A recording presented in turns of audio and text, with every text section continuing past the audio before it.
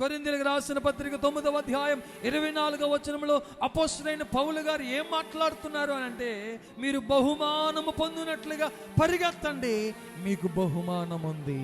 ఈ రోజున ఆత్మీయ యాత్రలో అందరూ పరిగెడుతున్నారు, కానీ బహుమానం ఒక్కరికి వస్తుందట. కానీ పరుగు పందెంల మధ్యలో ఆగిపోయేవారు, వెనక్కి తిరిగి వెళ్ళిపోయేవారు, ఆవేశం వచ్చిందని ఆగిపోయేవారు, ఇలాగ రకరకాలైన పరిస్థితుల్లో చాలా మంది ఏమైపోతున్నారు, ఆగిపోతున్నారు. ఇలాగ ఆగిపోయే పరిస్థితిలో ఒకవేళ నా జీవితాలు ఉంటే, ఈరోజు ప్రభు నీతో నాతో మాట్లాడుతున్నాడు. నీకు బహుమానాన్ని జ్ఞాపకం చేస్తున్నాడు. నెలలు నిండిపోయిన తర్వాత గర్భిణీ స్త్రీని ఇంకా తట్టుకోలేనంటే బాధ వస్తా ఉన్నప్పుడు కాసేపు ఓర్చుకో, నీకు మంచి బిడ్డని దేవుడే ఇవ్వబోతున్నాడు, కొంచెం ఓర్చుకో అని గుర్తు చేస్తారు. బిడ్డ పుట్టగానే పడిన బాధ అంతా మరిచిపోతారు. ఈ రోజున వాక్యం కూడా నీకు అదే గుర్తు చేస్తా ఉంది.